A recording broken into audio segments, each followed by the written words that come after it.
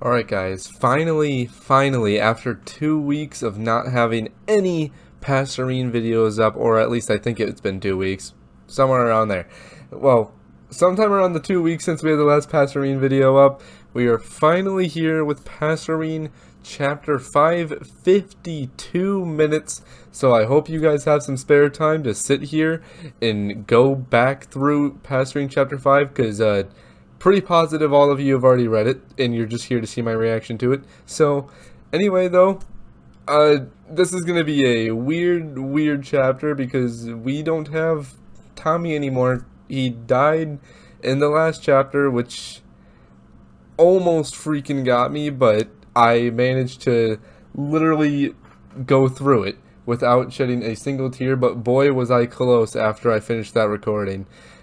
I don't think that this is going to be able to break me, but who knows? Some people have said that this was sadder than Chapter 4, and then some people said it's not as bad, so I guess we'll see. But before we get into the video, make sure you guys subscribe to the channel for more uploads like this and more Passerine to come within the next few weeks. And also, the Discord is linked down below along with the SMP server. Again, we are going to work on upgrading it, and now we also have a Patreon, which is linked down in the description, so if you would like to go support the SMP server and possibly get it upgraded in the future, you can head there and donate if you would like. Anyway though, let's get right to reading Passerine Chapter 5. Alrighty guys, let's get started with Passerine Chapter 5. And also, sorry if I seem like I'm looking down a lot, like just down here. I have to respond to a couple messages on my phone, like occasionally during the video if they message back, so when this is playing, I'll still be hearing it, so don't worry about that. And I'll try to read it along as much as I can, but if messages do come through on here, I will have to respond. Anyway though, let's get started with this. Chapter 5. Pushing the spear into your side, again and again and again.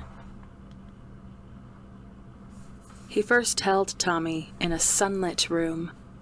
He had come earlier than expected, and was such a small thing, so much smaller than his brother had been. The midwives had told them there was a chance they could lose him within the hour, and his wife had cradled the newborn against her chest, sobbing against his pale skin. "My baby," she'd cried. "My little fighter. Be brave, Tommy. Be strong." But Tommy was so still in his mother's arms. Philza had stood at her bedside, watching her coo and cry at a baby that did not stir. He had lived 1,000,000 lives, and all its miseries combined could not compare to the pain of being a mourner at his son's birthbed. And as the minutes churned on, heedless of the growing abyss inside his chest, he found that he could not even cry. It was a sadness too big for tears, a grief too infinite to measure. And when his wife had offered the baby to him, to give him his chance at saying goodbye despite her own despair, Philza did something that he would never forgive himself for. He hesitated. Oh, Philza. He looked at the silent bundle in her arms, dead before he could even live, and felt the fracture of his heart grow. This was the fate of humanity, eventually. It did not matter if Tommy lived to the next year, the next decade, or the next breath. He would still one day die. Bitter and numb and hateful of the world, Philza wondered if it were better that Tommy died now, before Phil could grow to love him more. People mourned the beauty of a wilting rose, actually. but an unblooming bud would give a quieter heartache. But Tommy... God, I feel the need to pause that. Ooh. Gosh. Bitter and numb and hateful of the world. Philza wondered if it were better that Tommy died now before he could grow. Oh, to love him more. Oh, that's messed up. Oh God, it's that really makes you think. It's actually, would you rather the person die sooner so you somehow have less of an attachment to them? Oh, that's, I don't even want to think about that. Tommy wasn't a flower. That's kind of messed up. He was Tommy. He was Phil's son. And he loved him now as much as he could love him later, though later might never come. but his arms were made of stone. They would not rise, as much as he willed them to. If he held Tommy now, he knew he would never let go. He would follow his baby to his grave. And then there he was, sneaking past the guards and the midwives, passing under a grieving god's notice. He climbed up into bed, smiling at his mother, apparently oblivious, or immune, as often starry-eyed children were, to the anguish that coated the very air of the room. "Is this my brother?" Wilbur had asked, leaning over the baby in his mother's arms. "May I hold him, Mother?" A lump formed in Phil's throat. He turned away before Wilbur could catch sight of his face, and when he turned back around, Wilbur had Tommy in the gentle crook of his arms. The sunlight slanted over them, and Phil wanted to remember them like that forever. His two beautiful sons, immortalized in gold. Wilbur's earth-brown curls hid his expression as he bent over the baby, murmuring something Phil almost didn't catch. And the baby began to cry. Wilbur pulled back, astonished, his face drawn in awe. "What is it?" he asked frantically. "Did I do something wrong?" "No," Phil sobbed, falling to his knees before the three of them, his lovely, laughing wife, his kind, bewildered Wilbur, and his loud, shrieking Tommy. "You did everything right, my boy. You're perfect."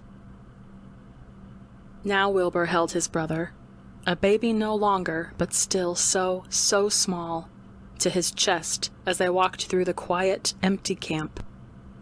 Wilbur spoke the words he'd first spoken to his brother all those years before, over and over, like an enchantment or a prayer to bring him back to life once more.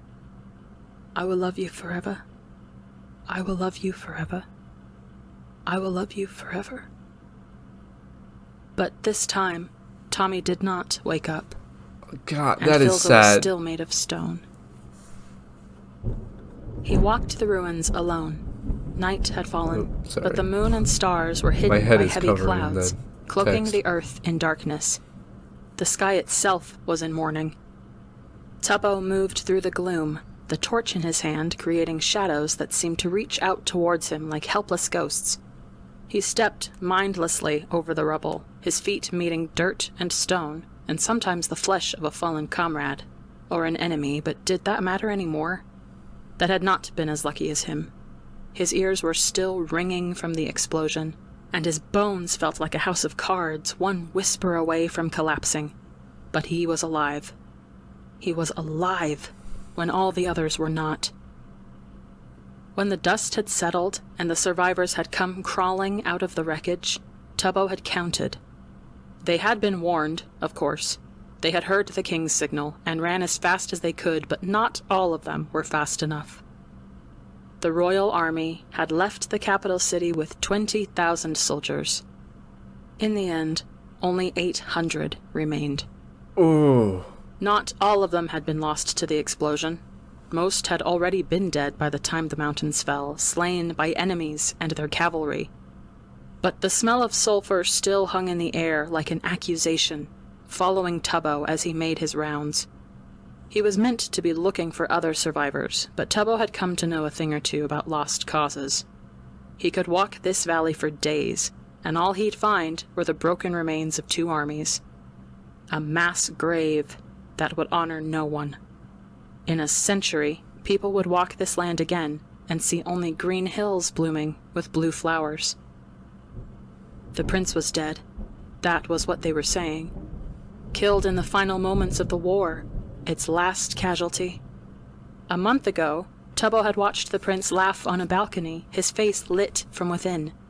Now there was no light left anywhere.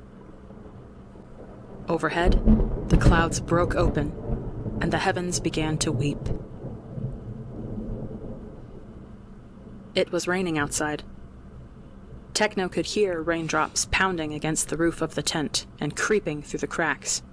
But the boundless cold he felt was from something else entirely. He'd collapsed on the ground the moment they'd entered the tent, shivering with his arms around his knees, unable to feel anything beyond the relentless chill. It felt as if his bloodstream had frozen over, with brutal icicles stabbing into him from the inside out, and when he'd tried to duck his head into the dark embrace of his arms, a single blue petal had fallen against his skin. No. He'd ran his hands roughly through his hair, pulling pink strands out from the roots in his desperation to remove the last of the morning glories out of the tangles of his braid. Blood flowed from the places where his fingernails scraped against his scalp. But Techno found that he didn't care. He couldn't care. The whole world could burn around him, and all he would be thinking about were the flowers still caught in his hair, their saccharine scent like poison in his lungs.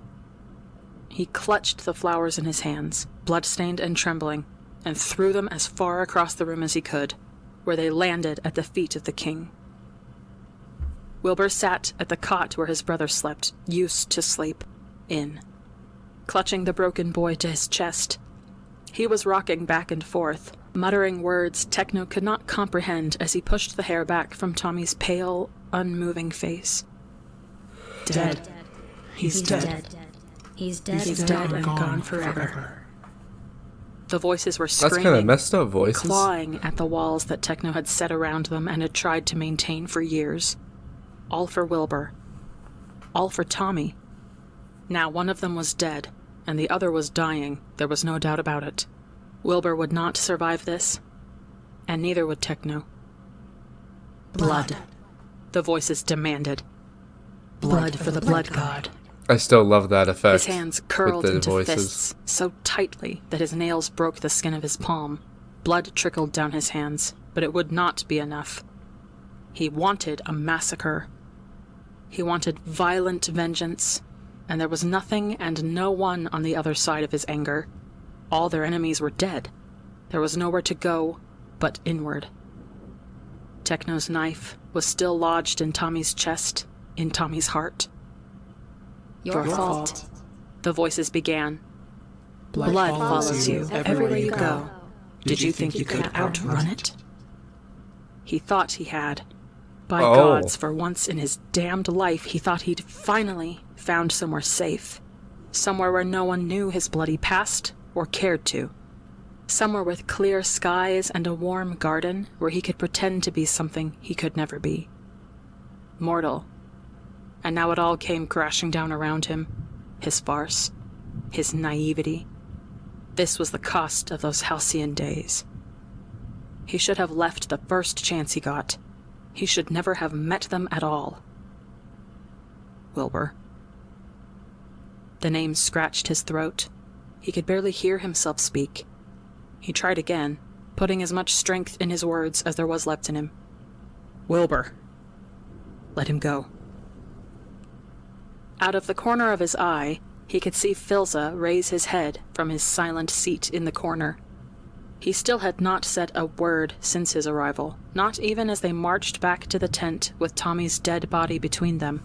Probably doesn't For know what to once, say. Techno was glad for his silence.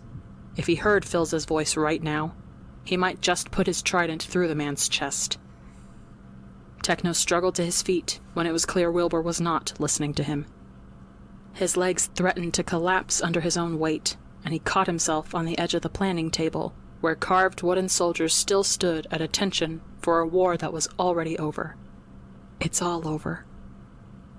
We need to fix him up, Wilbur, Techno said, his words coming out ragged. He staggered towards Wilbur, hands outstretched. Wilbur's head snapped up at the sudden motion, his eyes wide and furious. Get away from us, he growled, pressing Tommy closer against himself. The movement made Tommy's head loll to the side, allowing Techno to truly see his face in the candlelight for the first time. Techno's breath hitched in his throat. Tommy looked so peaceful, as if he was simply sleeping, as if any moment now his eyes would flutter open and he'd grin up at both of them, easily diffusing the tension as only Tommy could. Wake up, Techno begged, prayed, wished. Please wake up. But he never would again. You can't hold him forever, Techno spat. For God's sake, Wilbur, there's still a dagger in his chest. Wilbur looked down at the still bundle in his arms, noticing the state of his brother for the first time. Absently, mechanically, he reached out to wipe a streak of dirt from Tommy's cheek. His expression grew incensed as the stubborn soil clung ferociously to his brother's skin, and Techno feared he might just wipe Tommy's flesh down to the bone. "Are you trying to peel him?" Techno demanded angrily. Wilbur looked up at him with a look of unbridled wrath, but he did not reply. With a scoff, Techno took a stray piece of cloth hanging off the table and marched to the tent flaps. He drew them open and leaned out into the rain, catching the cold raindrops with the cloth until it was damp. Cold water slipped down his wrist, but it was a distant feeling, felt by another man in another time. When he turned back to them, Wilbur was still clinging to Tommy like a lifeline. "Let him go," Techno Dude, this is ordered. going so into detail. Wilbur shook his head silently, With his Tommy's shoulders death, trembling. it's insane. "I can't. Wilbur, I said I can't." Techno stomped towards him until he was standing over Wilbur. "Of course you can. It's easy. Just open your damn arms and put him on the bed." Wilbur glared. "It would be easy for you, wouldn't it?" Techno narrowed his eyes at him. "What's that supposed to mean?" Oh Cold. no, don't do this, Everything was Wilbur. cold. Cold in his lungs, cold in his heart, cold in the very depths of his soul, if he still had one. Cold from the rain, cold from Tommy's skin, cold from Wilbur's damning eyes. Thunder cracked in the distance. It was going to be a long night. "It's easy," he'd said.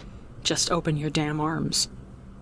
Wilbur didn't know if he wanted to laugh or wail at Techno's words.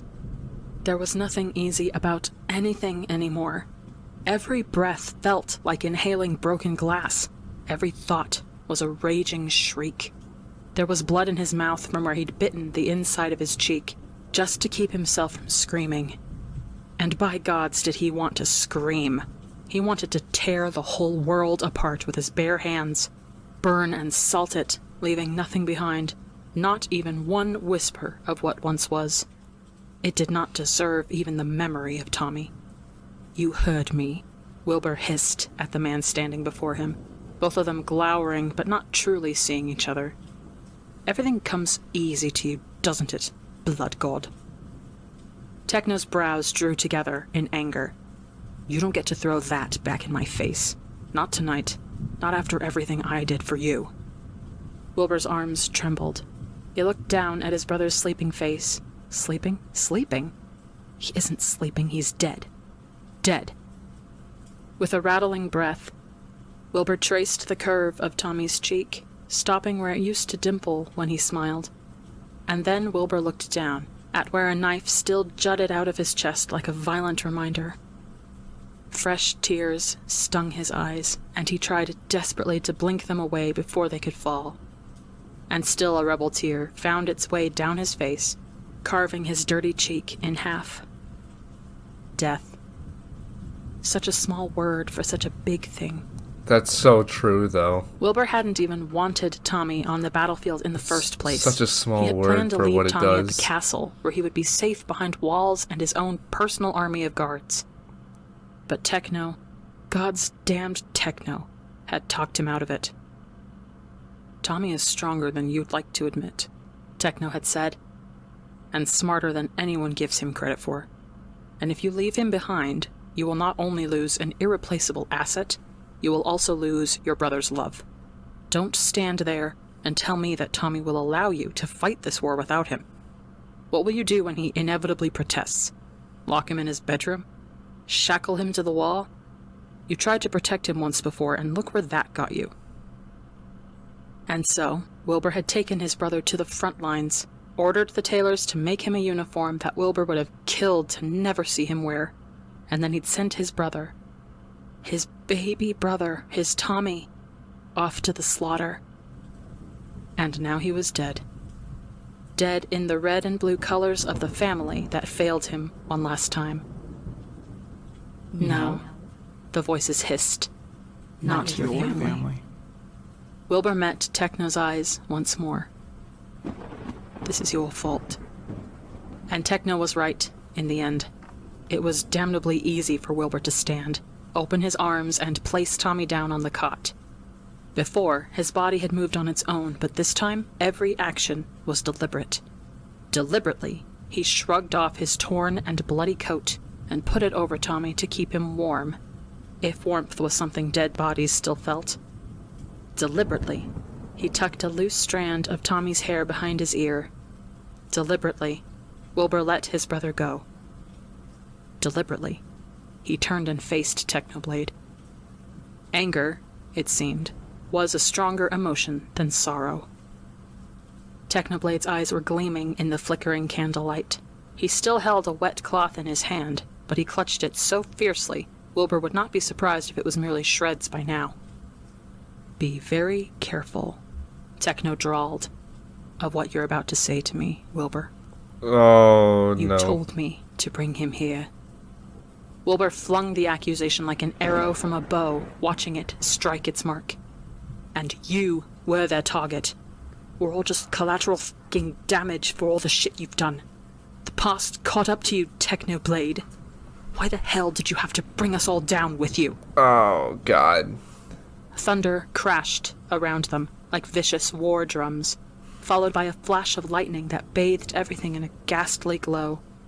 Technoblade and Wilbur stared at each other across the flower-strewn gap that grew between them with every word. They were two ghosts in limbo, twin stars drawn to each other's collapsing gravities. They were going to destroy each other tonight, and Wilbur was going to enjoy every damn minute of it. Oh, Wilbur, you I don't told want to you. do that. Technoblade growled. "I told you I would take care of them, didn't I? I could have stopped this at the border, but you wanted to play the peaceful dignitary, even when the bloody facts were staring you right in the face." Wilbur remembered that day clearly. The day the first of the spies' reports had come in, confirming what the voices had been whispering tauntingly for weeks. Wilbur, as always, had called for Technoblade's advice, and Technoblade had read the missives once, looked up, and simply said, "I could kill them all." Alright, guys, 1 second. I gotta go do something real quick. For you, it's gonna be a quick jump cut. For me, it'll be like 5 minutes. Alrighty, and now we are back. Wilbur had flinched. "Techno, that's not... I could." Oh, wait, my audio. You know I could. I forgot to turn my headphones back on. Technoblade had leaned over his desk, meeting I was wondering Wilbur's why I couldn't hear incredulous anything. stare with hazy eyes. "Just say the word." I don't even know where I am. Wilbur had not. Oh, right They'd there. argued, like they'd never argued before, like they were arguing now. And Technoblade had left, slamming the doors of Wilbur's office with such force it rattled the books off his shelves. And then, not even a day later, the Green Army had massacred an entire city at the borders. Had Technoblade been right then? Was Technoblade right now? Wilbur found it didn't matter. He didn't care. All he wanted was to rip and tear. His fury would not discriminate. Ah, Technoblade. Wilbur shook his head ruefully, always choosing violence at every turn. Technoblade inhaled slowly. "You don't know what you're talking about." "Oh, don't I?" Wilbur watched Technoblade's features twist in surprise and grim anticipation, quickly hidden by a veneer of indifference. Did he know it was coming? Did he fear it as much as Wilbur was eager to twist the knife? "Tommy didn't know about where you go off to on your little nighttime escapades. But I do," Wilbur finally said, finding a grim sort of delight in the way Techno froze on the spot. Oh? "Did you think I wouldn't notice? Did you think I wouldn't ask questions or follow you? You're an idiot, Wilbur," Techno said, his words nothing less than venomous. Wilbur only smiled in the face of his fury. "Did you at least have fun murdering your way through the woodlands, Techno?" He'd been 17 when he found out. In truth, he didn't even know how he'd arrived at that forest. It was exactly like the first time he'd seen Techno leave, all those years ago, when the raging voices had followed him into the darkness, and he'd woken up somewhere with no recollection of how he'd gotten there. But all of his confusion had been quickly replaced with fear, as he spotted Techno moving between the trees, stalking after something crawling across the forest floor. Or, not something. Someone. Who? Wilbur had pressed himself against the trunk of a tree, his hands clamped over his mouth, barely able to breathe as Techno's prey begged for his life. And then he'd heard the distinct sound of a sword being freed from its scabbard. One scream, and then a wet thud. That was all, before Wilbur passed out once more. When he awoke, he was in his own bed at the castle, his heart thudding in his chest, but completely unharmed. He'd taken a deep breath, glad to brush it all off as a nightmare, before he noticed the single green leaf clutched in his hand. He'd never spoken of it, until now. "Go on, then," Wilbur said, as Technoblade simply stared at him, breathing heavily. "Tell me you've changed. Tell me I don't know what I'm talking about. Tell me you aren't the same bloodthirsty god from the stories. I expected you, of all people, to understand." Technoblade's voice sounded strained, like a taut rope one pull away from unraveling. "You know the voices. They don't let go. They demand their fill, Wilbur, and sometimes it's unstoppable, but I've been trying so God's damned hard." There it was. The crack. A hairline fracture slowly fissuring into something more. "If you were following me, you'd know I haven't killed anyone for years before today. I stopped. I fought the voices off, even if it took everything from me. You think you got me pegged, Wilbur? All you needed to define me by was you and Tommy, but go ahead and find other definitions if that will make you happy. Let's see if I still have anything left in me to care." Wait, so is that pause, true or not? if only for a second. About Techno "Then killing where that have you guy been in the going? forest? Looking for your father." Technoblade spat, and the words fell between them like a dead weight.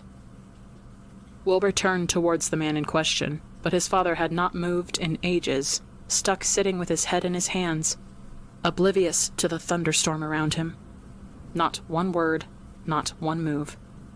Of course, he thought bitterly, taking in his father's slumped shoulders, and the obsidian wings tucked close around him. Why would I expect anything different?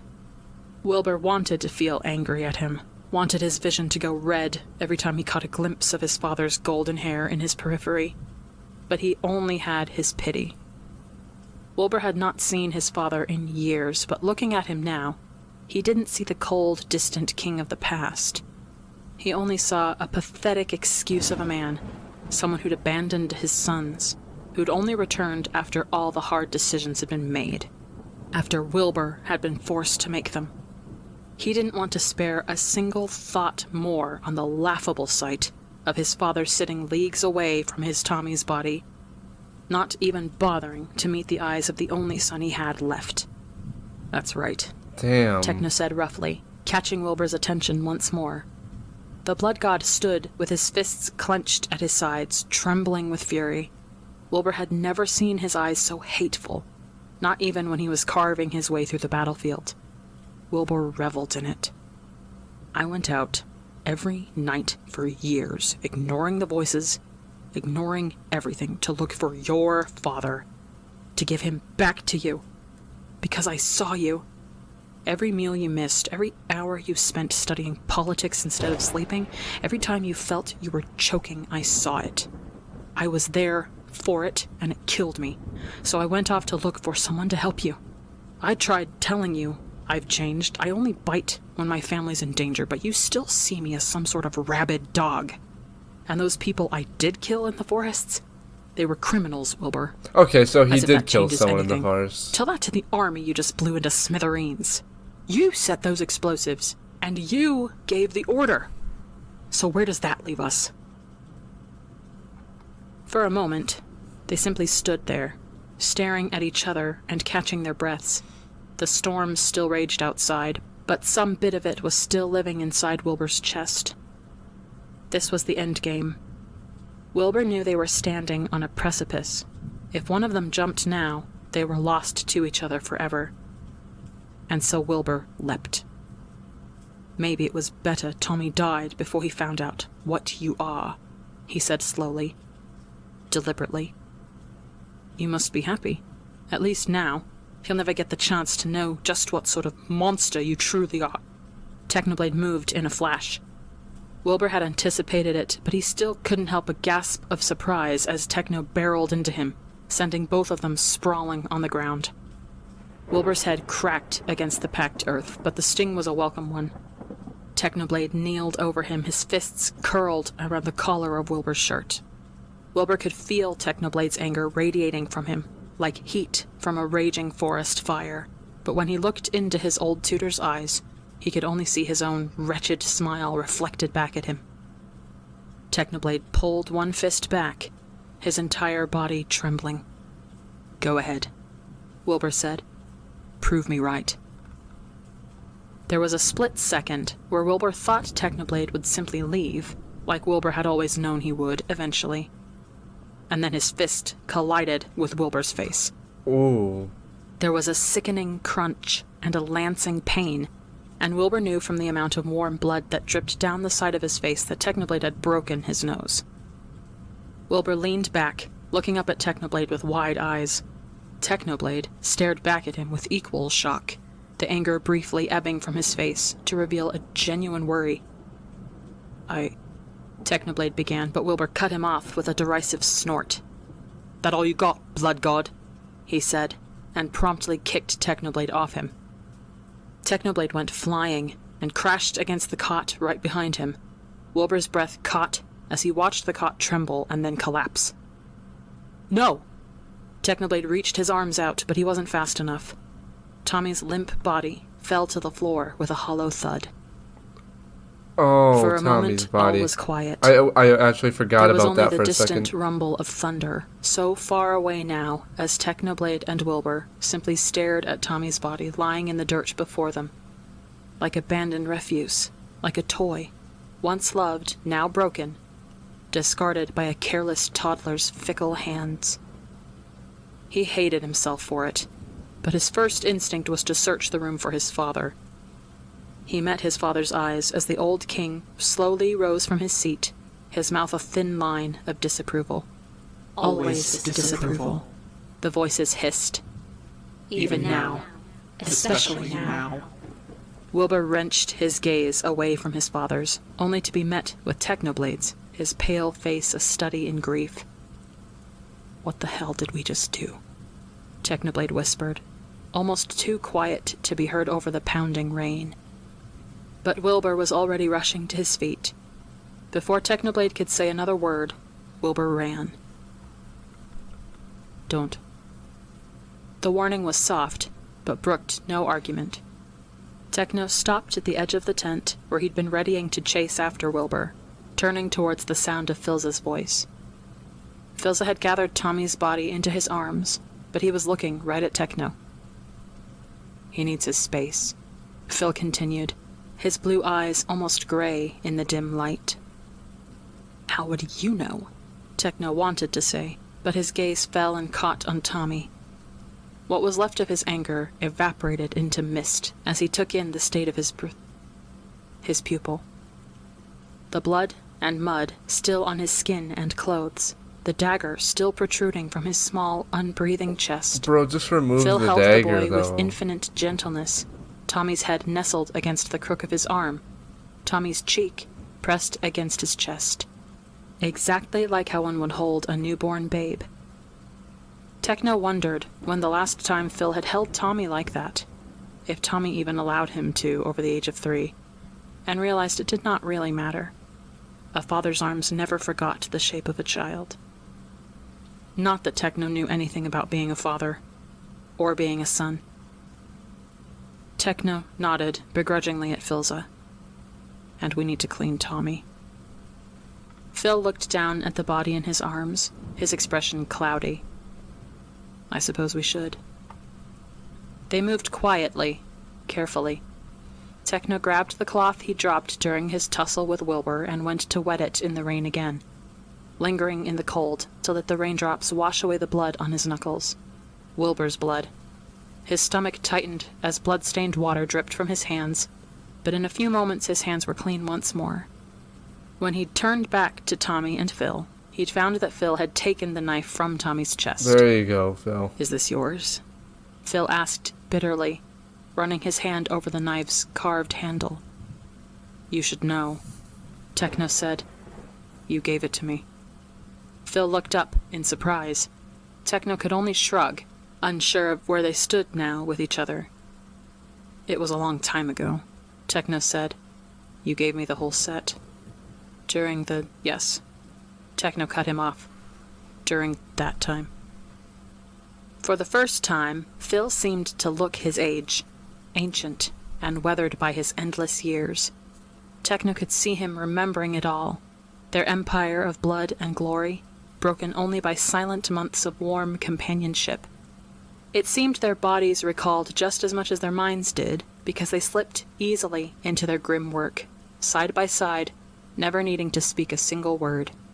As Phil combed the dirt out of Tommy's hair, Techno scrubbed at the stains on his arms and stubborn one of his cheek.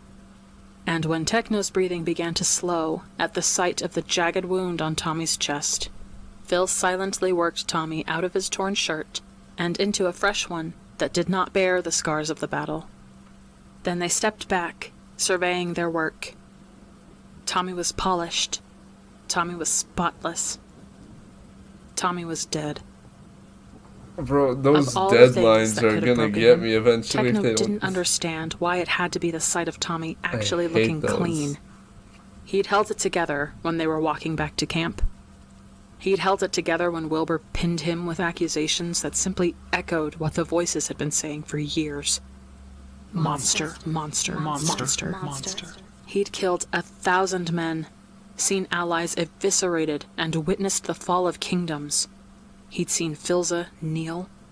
He'd seen the world end 100 times over, and watched its people rebuild it over and over while he stood back, helpless, wanting to scream at them for being foolish but also yearning, with all his might, to be able to love something enough to also love what grew from its ruins.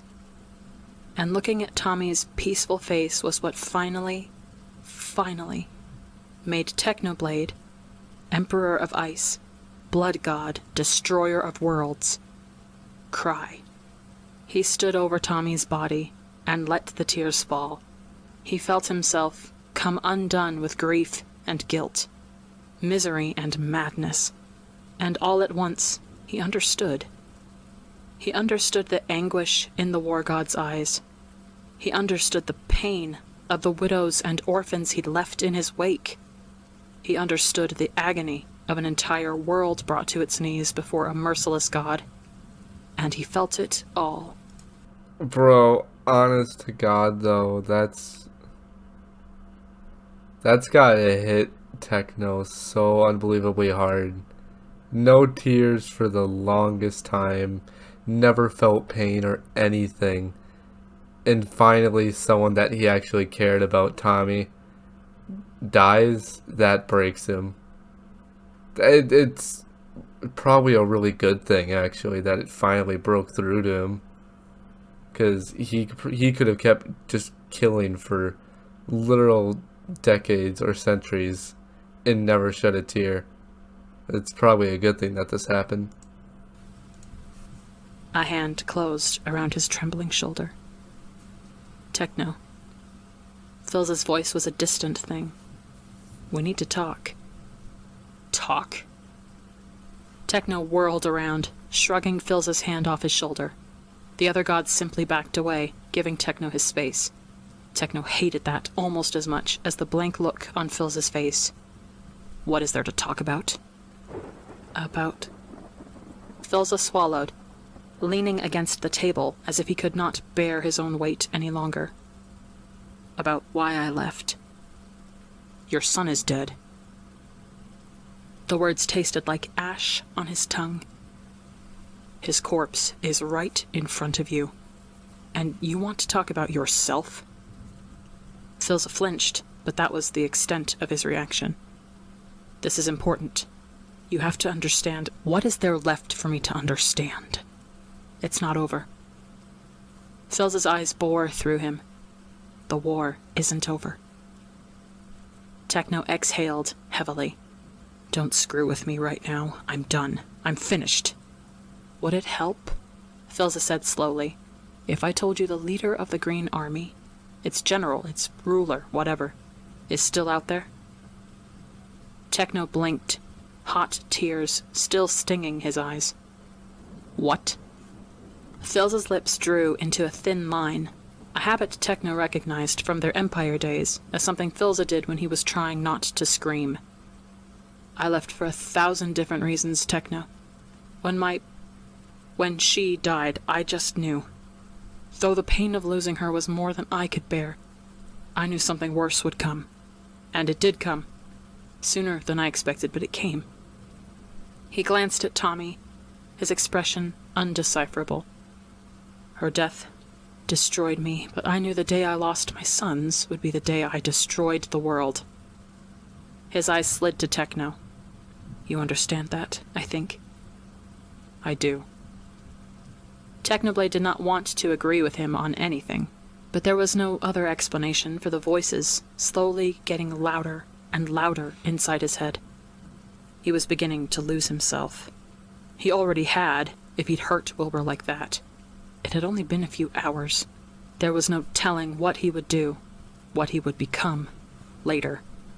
He stared at Philza, for once realizing that the Angel of Death might be called that for a reason. We gods are different. Our grief is infinite, but so is our power. Philza looked down at his hands. No being should have both. Grief in a mortal already does so much fucking damage. In us, it would be 1,000 times worse. So I did the only thing I felt could save me, save everyone, from my grief. Blue eyes found red. Have you heard of the Green God, Technoblade? Techno found himself nodding. The Green God, an infamous force, but a mystery to all. Is that Technoblade referring had to found the Dream? name carved into trees older than civilization, and written into the mortals' holy texts. I might be wrong on that. Philza smiled. The Green God could bring him back. The rest of the world fell away, and in its place, hope. That's why. A single tear, the last of its kind, the last Techno could give, fell down Techno's cheek, warm and light. That's why you aren't breaking down right now. Oh. Philza gave him a sad smile. Believe me, old friend, I am completely losing it. I just had more practice at hiding it than you. Knowing I can revive my son doesn't do shit for the pain of seeing him die in the first place. And your wife? That sobered Philza quickly. I don't know. The texts I read, and there were millions, had conflicting stories about the Green God's rules, what he can and can't do. They all agree he's powerful. Even more powerful than you and me combined, I reckon. But he can bring back Tommy, and right now that's the only thing that matters. I wonder why he Techno couldn't was bring back quiet for a Philza's moment, wife, though. simply processing the weight of Philza's revelation. Then he said, couldn't you have said that all before I broke Wilbur's face? Philza grimaced. I'm sorry, I was, well, losing it, as you said. You know me. Techno nodded. I do know you. Always gone in the aftermath, aren't you? Techno, you could have stayed to explain. Techno said quietly. Or you could have taken me with you. They both knew he wasn't talking about just Tommy anymore. Philza shook his head, sadly. What gave me the strength to leave the night my wife died, Techno, was the knowledge that you were staying behind. I'd seen what you were becoming to the boys, and what the boys were becoming to you. I knew I could leave, because they had you. But who did I have, Phil? Techno demanded. Philza's eyes widened. Techno, that's me and you. Techno went on, not hearing anything beyond the pounding of his own heart. That's what you said. So where were you when I was crashing through an entire library's worth of books on history and politics and God's damned etiquette, just to fit into a life I never asked for? Where were you when Tommy was waking up from nightmares almost every single night? Or when Wilbur was pulling his hair out over being a king at 16? Where were you when the voices got so loud for the both of us that we had to take turns reminding each other to breathe? That's so true. There was a sharp crack, startling both Techno and Philza. They looked down at that table Philza had been leaning on, only to find a chunk of it had broken clean off in Philza's hand. Oh. Philza stared uncomprehendingly at the cracked pieces in his hand. That's... He looked helplessly at Techno. What do I do now? Technoblade crossed his arms. Apologize, for one thing. For the table or for leaving? At Technoblade's unimpressed look, Come on. Philza winced. Sorry, that was my awful attempt at humor, I suppose. Wrong He took a time deep for breath, humor. Dropping the broken pieces from his hand. I know I have a lot to be sorry for, he began. Techno sighed. There's going to be a but now, isn't there? But, Philza continued, meeting Techno's disappointed stare head-on, something close to sadness flickering over his face. We have the rest of our lives for my atonement. I will apologize to you every minute of every day once this is all over. I will never stop trying to make it up to you, but it will have to wait once we're safe. Once we're all home. He glanced pointedly at Tommy, then back at Techno. Like I said, this war isn't over. The Green God is still out there. This was simply his invitation. An invitation? Techno thought about the thousands of corpses, What do you mean, enemy invitation? and ally, buried underneath the rubble of exploded mountains. His trident and whip still slick with blood. What had the war god said? I'm merely a pawn in this game. Is this all a joke to him? Philza nodded tightly. He's more god than the both of us. You calling me a mortal, Philza? That depends. Philza smiled gently. Do you still think it's an insult? Techno did not reply. Instead, he turned towards the front of the tent, to the rain still raging outside. Someone needs to find Wilbur. Philza found him at the very edge of the hill, kneeling over a cluster of blue flowers, the rain pouring over his shoulders. He seemed numb to the cold, to everything entirely, but when Philza spread his wings over him, keeping the downpour away, his dark eyes flickered to his father just for a second, just for a heartbeat. But it was acknowledgement, which was more than Phil could ever hope to deserve.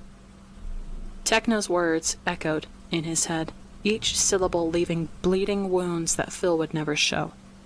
Techno had already suffered so much. Too much. Phil would rather die than add to that. Whatever apology he could come up with now would be meaningless. A small, pathetic scratch against an iceberg of his own making. Actions, after all, spoke louder than words, and Philza was nothing if not a man of action. King at 16, Techno had said, as if it was the worst thing to be. Now, looking down at his son, Philza knew it to be true. Wilbur was holding his own hand in his lap. In the dark, Philza could just barely make out a jagged, barely healed scar on his palm. He wanted to ask a million things at once. Are you okay? Who did that? What happened? Will you ever forgive me? Forgive me, forgive me, forgive me. But he held his silence, even if it was the second most painful thing he had ever done. He waited, and waited. He would wait until the world ended if that was what it took. And then, eventually, Wilbur spoke. It really was meant to be. I'm sorry? Phil asked gently. Yeah. Wilbur sighed heavily. You should be. Why didn't you visit? Wilbur asked suddenly. Overhead, lightning arched across the midnight sky, and Phil finally allowed himself to look, really look, at his son. His jaw was sharper, his shoulders broader, but underneath the blood and grime and the haunted eyes, it was still his boy. His Wilbur, terrified of the dark. Or even write a letter? Anything? Philza's heart shattered. Because if I did, if I allowed myself that foot in the door, I knew I wouldn't have had the courage to leave you again. And did you ever think of us? Of course. Every second of every day. I never thought of you, Wilbur said. Or, at least I tried not to. It was hard. I saw you everywhere. In the paintings, in the garden, down every hallway, in Tommy's eyes, in Techno's words. He closed his scarred hand so tightly that the wound opened once more, spilling blood onto the grass. But what's strange is that I never saw you in me. Thunder echoed over the valley, but Philza barely heard it. I think that's a good thing, Wilbur. No. Wilbur gave a rueful shake of his head. No, it's not. I'm tired of pretending it is. I'm tired of everything. I wish I could be just like you and leave it all behind without looking back. That was enough. Philza went and kneeled before Wilbur, his hands finding Wilbur's shoulders. Wilbur's expression crumpled, and Philza knew it wasn't just rain dripping down his cheeks. Leaving you and Tommy, Philza said, almost killed me, Wilbur. But I knew I had to spare you from exactly this. He shook him slightly, desperately, just trying to get any sort of emotion behind those cold brown eyes. We can bring him back, Wilbur. This isn't the end. He told Wilbur of his plans, of the years he'd spent hunting down every lead and every whisper of the Green God who could rewrite history, rewind death itself. I know, Philza said. I know this doesn't absolve me of the things I've done. Leaving you when your mother had just... I thought I was protecting you from my world, but I should have understood earlier. You are my world. You and Techno and Tommy. And after this, after the Green God gives your brother back, we can go home together. And you can... Okay, well, I think that pretty much clears my question from earlier. It's obviously Dream with the revival book. I don't know why I had a question about that earlier. I was just thinking maybe it was someone else because this is a fanfic after all, so it may not have been Dream, but now I'm positive it's Dream. Oh, is Dream gonna let Tommy come back though? Because it did say that he has certain rules, and as I know of it, he already can't bring his wife back. Oh, I wonder if the same rules are gonna follow for Tommy as well. You can be Prince Wilbur again if you want. Or we could go somewhere else. Find a place nobody knows our names and just be. For a while, Wilbur was silent again. Speak, Philza begged. Please talk to me. At last, Wilbur said, You know, children don't really care about why their parents leave. They only care that they did. It's a blessing, I suppose, that I never truly was a child, even when I was young. He nodded once, almost to himself. And how sure are you that the Green God will give us anything, after all he's done? Exactly. Because I will make him, the angel Death vowed. Wilbur scoffed. Right. Techno told me about you, you know. Well, I guess you told me about Techno first with your bedtime stories. Every time I prayed to the gods, I've only ever been praying to you. I'm not much of a pious man now. Wilbur gave him a ghost of a smile. But I suppose faith is stronger when tested, right? True. Before Philza could say anything, Wilbur threw his arms around his father, pulling him into an embrace.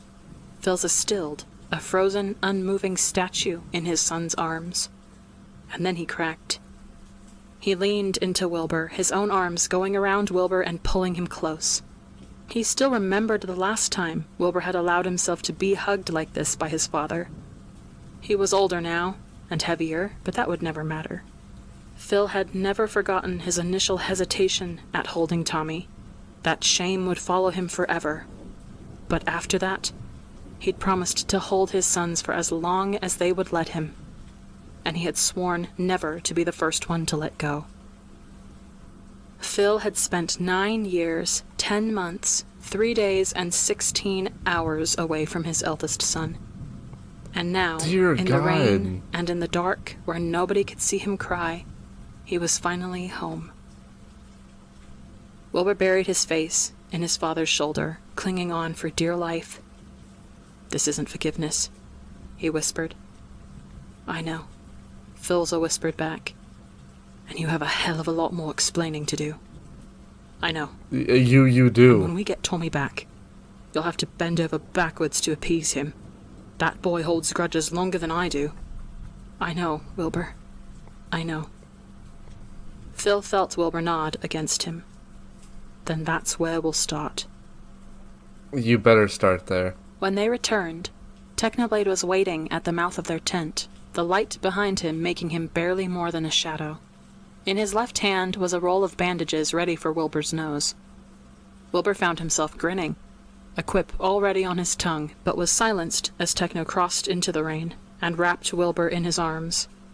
Wilbur sunk wordlessly into the god's embrace, and both of them were finally warm.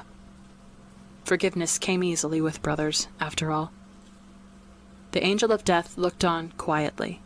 He would not be welcome for this moment, not when there was too much between the three of them still, but he knew someday he would be again. One day, the four of them would be together in a home full of sunlight. Looking forward to that distant time, Philza finally felt peace. Inside the tent, a golden-haired prince slept on. Wow, okay. What a absolute chapter. Now, I have been thinking about reading these notes, like right down here, these. So, I figured we should probably actually do that. Well, folks, I know this chapter was just a lot of talking, but don't worry. That just means all action has been stored for the next and last chapter.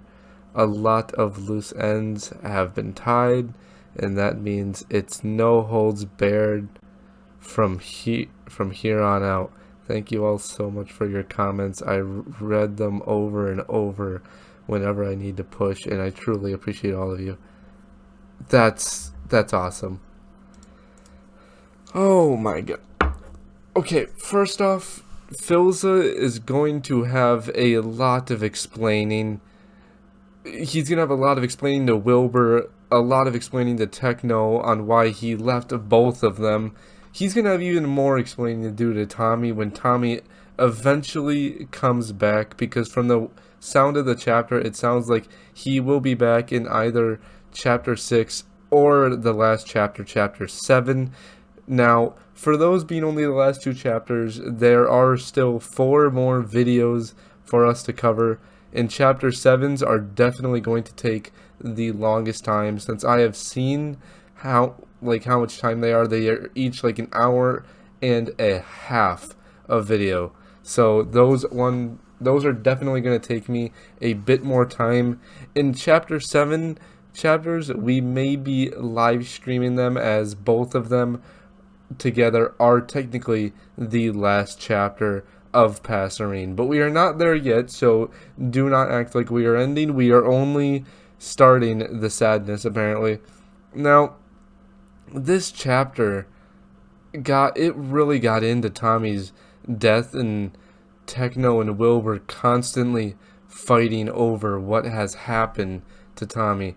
And I think for once in Techno's life as a god, I think he actually felt like a human, because he's never experienced these emotions before, or at least from the sound of the chapter, that's not what it sounded like. But nearing the end, when he finally got to talk to Phil and accept Tommy's death, that seems like that was exactly where it finally broke him. And I am actually so happy that it, let me get that up. I am so happy that it actually did finally break Techno, because maybe now he will have a few more human emotions and not just be able to go out there and slaughter people mercilessly. I mean, who knows? All I know is that I'm happy that Tommy will be coming back in the future episodes, and I hope that you guys seeing this episode will be in the next chapter with me. So I don't really have a lot to say. There was a lot of truth and sorrow in this video today. It was just the truth of having to admit that you're wrong. Like, Philza left these people, and now he has to literally give them the dead truth and perfect reasons why, and then the sorrow of them finally accepting Tommy's death, even though he will be coming back thanks to the Green God. Anyway, though, if you guys did like the video today, please consider subscribing to the channel. And also, if you did like this chapter of Passerine and this video, leave the video a like, and if you disliked it, leave it a dislike. And also, comment down below, what did you think about this chapter, and I will go ahead and read those comments and heart them. Hopefully they're not like literally a whole chapter of this long, because if it's a 52-minute long comment, well, yeah, I'm not gonna read that straight out. That's way too long of a comment for me to read. So try to keep them at least semi-short for at least my attention, because my attention span is horrible. Anyway, though, I'll catch you guys all in the next one. Peace.